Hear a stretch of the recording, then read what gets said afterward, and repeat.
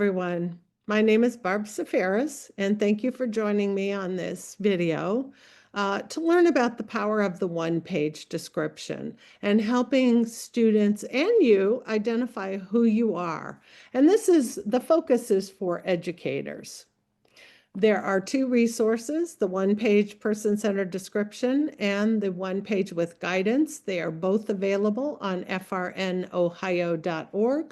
under the tab Charting the Life Course. So I want you to think about the words that we use to describe students when we're in a meeting, when we are talking to other professionals about them. And remember that the words we use really convey our beliefs about people. And we want our students to be seen as valued members of their community. So how do the words we use impact how they are perceived? The one-page person-centered description is a great way to empower students to introduce themselves and to have words to introduce themselves that really talk about who they are as human beings and valued members of their community. You can use it whenever they're around new people, a new environment, or new experiences. But also remember that you can develop your own one page and use it to introduce yourself to coworkers, to families, and to your students so they know a little bit about who you are as a person. The one page can also be used for students to introduce themselves when they're too overwhelmed to speak. For example, several families and students have told me that at their IEP meetings, and this provides the student the opportunity to have a voice without maybe feeling intimidated or having to open their mouth. It also gives them paper power and paper courage. We write a one page for a specific purpose, so people can have more than one. You may write one for the classroom, may write one as people go out and have experiences and opportunities in the community, maybe one for the bus driver, or if they join a club at school. Here are some words that convey qualities, and we hope that you ask the students what they like about themselves, but also ask the student, what does your family love about you? What would your friends say?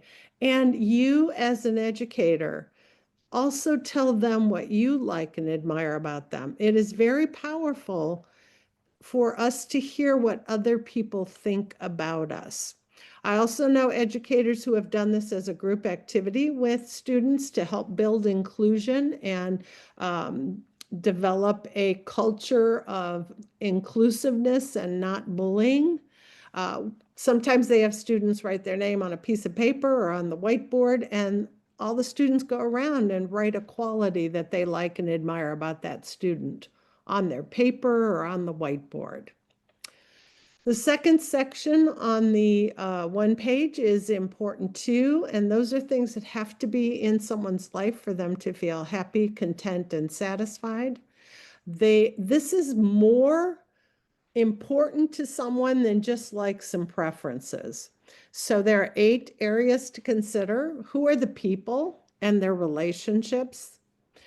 Status and control, and young youth tell us it's about having their own money, being able to make decisions with help, maybe a job they have, or roles, the roles they have in their family and their school, which challenges us to think about how are we helping people have valued roles in the school setting.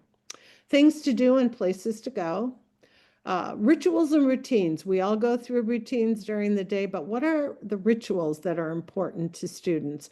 Think about when they first arrive. Do they go through a ritual? Do they go through a ritual as they transition to different activities or when they're ready to go home? Rhythm and pace of life. You know, we all have different paces. Are we morning people, night people? Do we move through the day quickly or are we slow? Things to have. So what are their favorite items that they have to have? Purpose and meaning, and youth usually tells us that means that they help other people and they feel good, they feel they have a purpose, they contribute.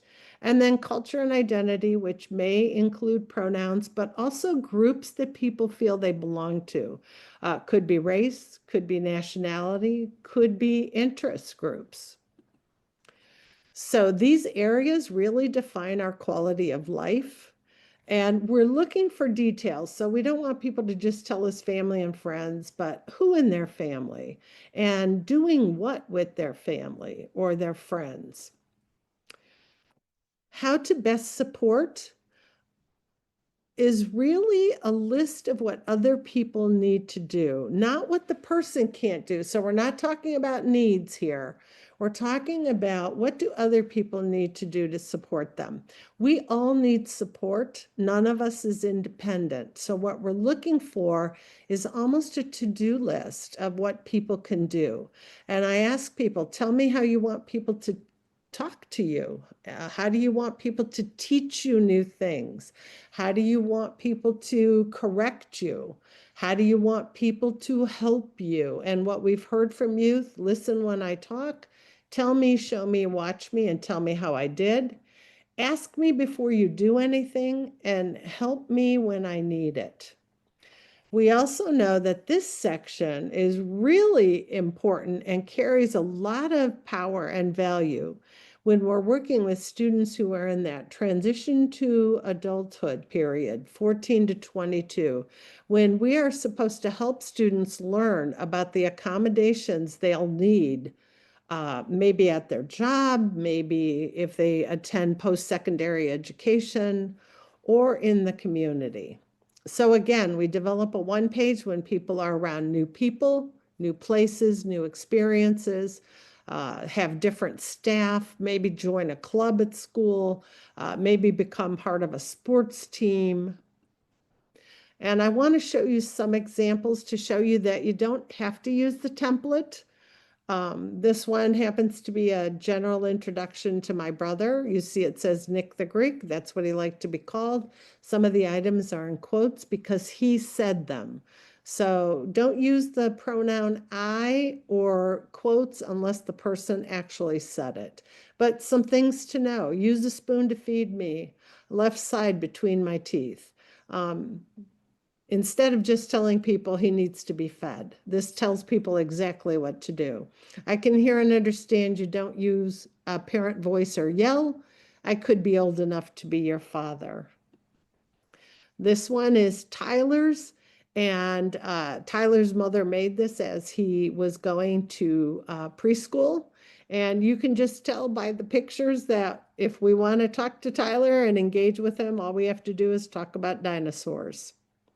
This one was developed by Trey and his mother after he had an incident at work, and it's for his employer. And she also asked that a copy be placed in the HR file.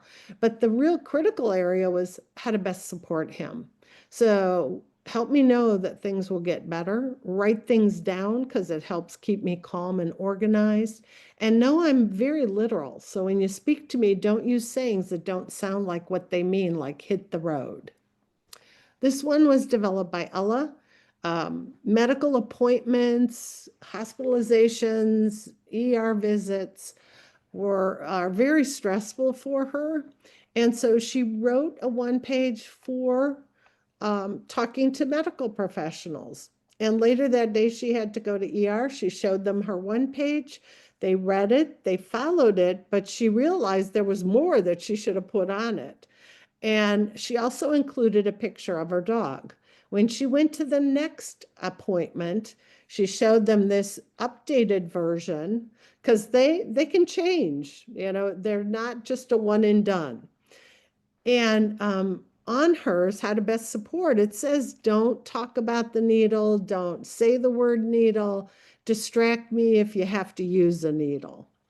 The medical professional came in. It was obvious they had read her one page.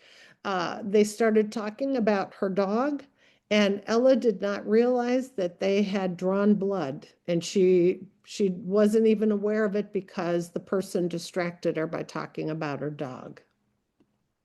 So I hope you see several uses for the one page, how you can help students develop their one page, but also perhaps how you may develop your one page and share it with students or families or your coworkers. So thank you very much.